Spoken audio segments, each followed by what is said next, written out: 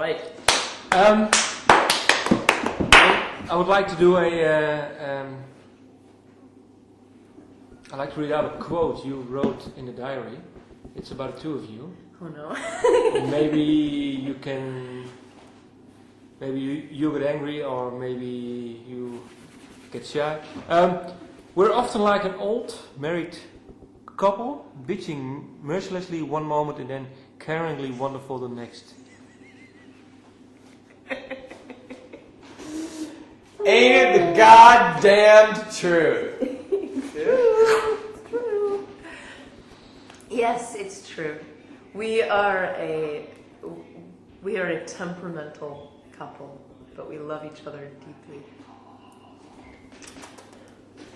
Yes, but we're both very stubborn people, and we both have very strong identities and strong ideas of how we want things done, and so we often clash. And when you make music or outside the music? Mostly outside the music, mostly luckily. outside, yeah? But occasionally with the music. Do you have an example of, let's say, outside and maybe then inside the music? Well, outside music, we just had one. We were doing an interview 10 minutes ago, and I asked Brian to stop talking so I could say something, and ended up getting into a this snit. is where the interesting part comes in. The old married couple. She actually didn't ask me to stop talking. I touched his arm. Touched. Interesting choice of action. Not really touched though. It was more like a shh. Except I didn't say anything. I went like this. And well, the funny part was that the Too bad we don't have it on camera. interviewer actually was like, "Whoa, wow! I guess we know who wears the pants in this band," kind of thing. Brian felt very embarrassed. Okay. Well, it was slightly, yeah. It's And kind music, of humiliating. and You music try not wise? to step on each other. It's the same thing in rehearsal, where you might be playing a certain part, and you just want to give each other the opportunity to sort of explore ideas and test things out, and sort of let your thought process go before you cut each other off. And that can be hard to do when you both have something that you want to say or feel really passionate about an idea. It can be patience is a virtue. It's typical artistic collaborative problem. But when did you have that easiness with each other to tell each other directly what you don't like or do like about each other? Well, no, I would say because that's... I think there has to be a first time, because when you meet, then in the beginning you're just polite. Well, that's true. I mean, the beginning was very.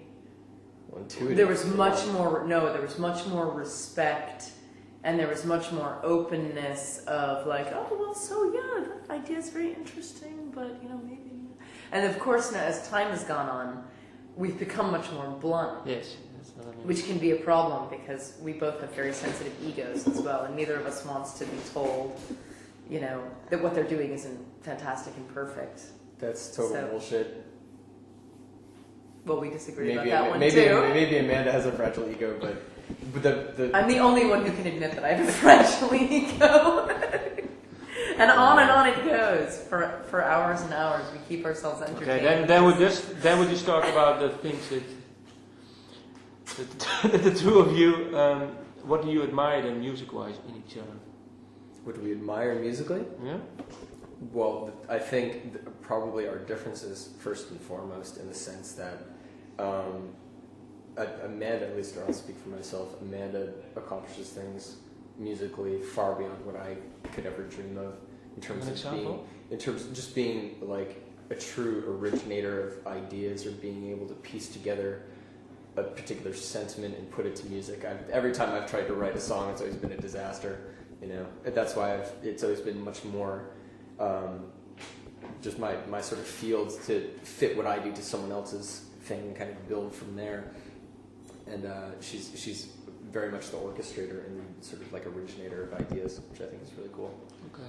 Well, the beautiful thing about this band is that we really fill in the gaps for each other. And Brian has a very keen sense of tempo, which I lack usually as having grown up as a solo performer, I think, and never having played with a metronome, and always having. I mean, when I was taking lessons as a kid, I could never play with the metronome, And so I just didn't. I would like throw it across the room and then never play with it. And so Brian is constantly trying to, there's always a push and pull, of course, because I want to remain this like stalwart solo performer who can bend time the way the song needs it, and he's constantly trying to fight for the more sort of locked in rhythm. But that's been a brilliant addition to the songs, and just the way he can interpret the music is just astounding, because Brian's focus on stage and when listening to music is, on the other hand, far surpasses mine. He can just completely, hear the song and see what it needs and just flesh it out and make it a complete piece of work. And has it changed the way you write together? Has it changed through the years? Well, I write everything, and then Brian and I orchestrate. No, but I mean, that's what I mean. That was I mean. It has changed, because I used to write, and if anything, I had like an imaginary band in my head that, maybe theoretically someday I could bring these songs to the imaginary band, and I would have a percussionist, and I would have bass, and I wouldn't have to cover everything on the piano myself. And now that it's a reality, and now that I have an actual band and that the drummer exists, and I know Brian's capabilities, he's always in there when I'm writing. He's always in the back of my head, and I'm always thinking, okay, this is going to be great, because I can hear where it's going to go. And it's much more real than it used to be. It used to just be a possibility. Okay. And so definitely, it changes. It changes certain things, but on the other hand, it doesn't, because I also try not to listen to those voices, and I try to just write the way I write. And sometimes I write songs that have no drum parts, because it just happens that way, because they're solo songs.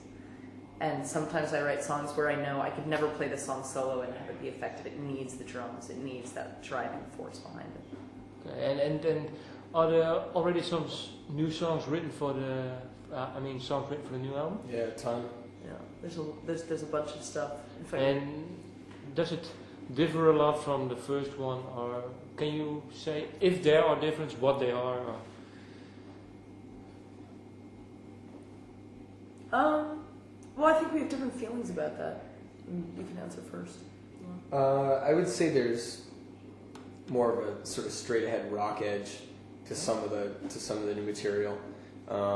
There's a lot more driving kind of songs on it, but it's still going to have a lot of the sort of theatrical elements and things like that. But it's just definitely a different batch of material.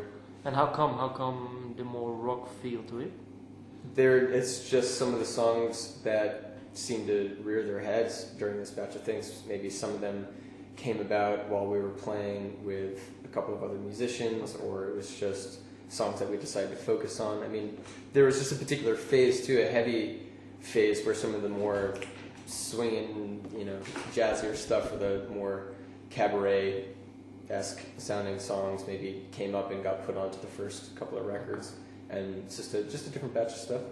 And do you have some song titles?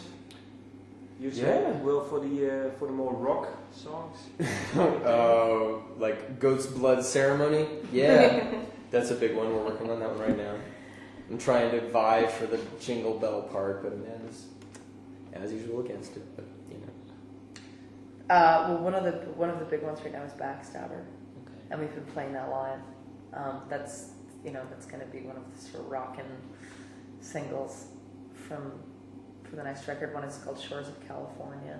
That's another.